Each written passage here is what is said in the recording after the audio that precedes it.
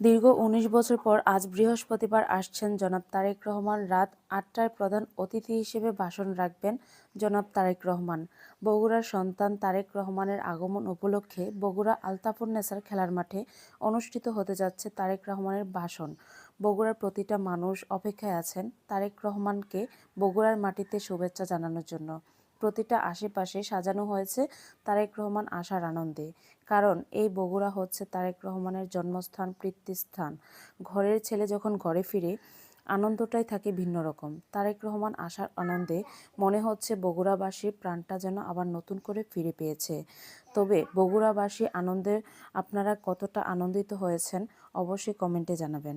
বগুড়া সফর উপলক্ষে অবশ্যই জানাতে ভুলবেন না। তবে বগুড়াবাসীর জন্য সবচেয়ে খুশির খবর হচ্ছে তারেক রহমান বগুড়াতে থাকবেন 2 থেকে 3 দিন।